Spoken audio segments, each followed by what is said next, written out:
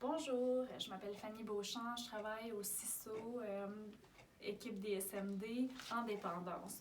Aujourd'hui, mes collègues et moi, on a décidé de faire des capsules. C'est l'idée en fait de collègues de travail de l'équipe des SMD. Mais aujourd'hui, nous, on va plus faire par rapport à la dépendance. Donc aujourd'hui, je vais aborder avec vous la chaîne des pensées liée à la dépendance. Donc, on va commencer par dire que la situation est inhabituelle en ce moment. On vit quelque chose de gros, on vit une pandémie. Ça fait en sorte que nos repères sont un peu ébranlés, puis qu'on peut être confronté à des déclencheurs que normalement on a des moyens, puis que là on ne sait plus trop quoi faire. Donc, d'où l'idée de faire notre petite capsule aujourd'hui. Donc, on va commencer avec les déclencheurs. Les déclencheurs, dans le fond, peuvent être internes ou externes. Quand on parle de déclencheurs internes, on parle de tout ce qui est relié à nos émotions. Advenant qu'on se chicane avec notre conjoint, notre conjointe, nos enfants, ça va venir jouer à l'intérieur de nous. Donc, ça va amener des déclencheurs internes. Si on parle de déclencheurs externes, on va parler, admettons, de tout ce qui est extérieur à nous. Donc, avoir de la consommation dans le frigidaire, avoir accès à Internet pour aller jouer ou peu importe. Donc, ça va être tous des déclencheurs qui sont externes. Dans la vie de tous les jours, externe, ça pourrait être un lieu, ça pourrait être un ami ou une amie, ça pourrait être une journée de la semaine, ça pourrait être une heure durant la journée aussi, le matin, le soir, peu importe. Donc, le but d'identifier ces déclencheurs, c'est d'être capable de briser la chaîne dès le départ. Donc, si on sait les identifier, on sait nous adapter, puis adapter la situation, ce que ça fait, c'est que la chaîne ne se poursuit pas. Mais là, on vit dans un contexte qui est inhabituel. Là, on doit faire des efforts, on doit changer notre mode de vie un petit peu, nos habitudes. Donc là, ça fait en sorte que ça se peut qu'on soit confronté à nos déclencheurs, puis que là, la chaîne, elle continue quand même. Donc là, si on est confronté à nos déclencheurs, on va avoir nos pensées de consommer ou de jouer, ça va faire en sorte que notre switch va être allumé à on. Qu'est-ce que ça veut dire, ça? Dans le fond, notre cerveau fonctionne en deux parties. C'est plus complexe que ça, mais nous autres, on va parler de deux parties. Donc, on a le cerveau rationnel, qui est tout ce qui est logique. Ça, on appelle ça le néocortex.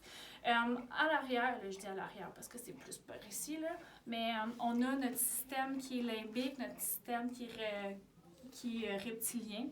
Dans le fond, ce que ça fait, c'est que quand on a notre switch à on, le cerveau reptilien limbique prend le dessus. Donc, tout ce qui est raisonnement, dans le fond, on l'a pu, c'est coupé. C'est comme si ces deux hémisphères-là, c'était pas des amis. Donc, quand il y en a une qui fonctionne, l'autre fonctionne pas.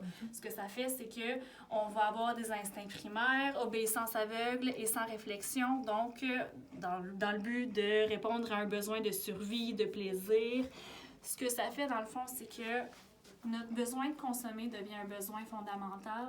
Donc, notre cerveau envoie comme message qu'il faut qu'on y réponde. Donc, c'est pour ça que quand la switch est à on n'a plus le rationnel qui embarque. Donc là, si on continue, on peut avoir soit l'option de continuer les pensées de consommation ou du jeu, qui va nous amener à développer des cravings, des obsessions, qui va nous amener à la consommation.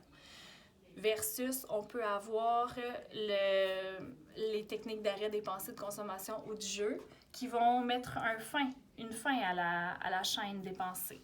Donc là, ce qui est important aussi de savoir, c'est que cette chaîne-là peut être brisée à tout moment. On voit sur l'image que les maillons ils se solidifient d'étape en étape. Ce que ça veut dire, c'est que la chaîne est plus difficile à briser plus qu'on avance. Cependant, ça ne veut pas dire que c'est impossible à faire. Donc, on se souvient que si on n'est pas confronté à nos déclencheurs, la chaîne elle arrête en partant. Donc, on peut utiliser notre technique d'arrêt des pensées au début, quand on sait qu'on a identifié nos déclencheurs internes et externes, pour faire en sorte que ce soit plus facile de la briser le plus rapidement possible pour pas qu'on soit rendu à développer des cravings, des obsessions, puis qu'on soit rendu là. Donc là, si on continue ici, on a des exemples de techniques d'arrêt des pensées. Donc, on peut penser à soit des sports, des loisirs, séries, occupations, tâches, des sens. Donc, sens, on parle de tout ce qui est la vision, de tout ce qui est l'ouïe, juste sortir dehors, écouter les oiseaux. Là, en ce moment, ils sortent, là, c'est le temps, aller prendre une marche. Le goût, par la cuisine, ça fait du bien aussi. Relaxer en ce moment, tu sais.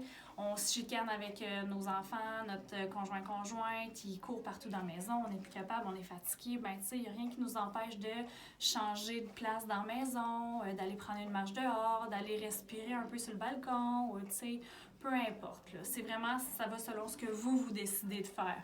Donc, si vous avez d'autres petits repères. Donc, relaxer, contribuer, recadrer, éloignement de la situation, un peu comme que je viens de dire.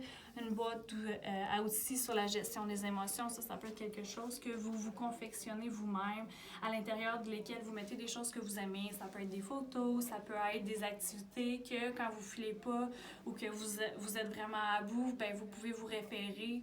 Vous n'avez pas besoin de réfléchir, c'est déjà concret dans une boîte. Donc, c'est dans ce sens-là. Si on descend un petit peu, je ne vais pas toutes vous les nommer. Je vais vous montrer l'affiche ici. Comme ça, si jamais il y a quelque chose que vous voulez faire ou que ça vous interpelle plus, parce qu'il faut se rappeler que c'est tous des moyens différents parce qu'on est tous différents. Donc, il va y avoir quelque chose qui va plus vous accrocher, d'autres qui va moins vous accrocher, puis c'est correct aussi. Donc, prenez ce qui est bon pour vous. Ce qui n'est pas bon pour vous, c'est pas grave. Dans le fond, ça compléterait ma petite capsule d'aujourd'hui. Tapez-vous pas trop sa tête. Hein? On est bon pour ça. Rappelez-vous que vous avez des qualités. Vous êtes un arc-en-ciel en soi. Vous remplis de vos couleurs. Puis, je vous souhaite de passer une très belle journée.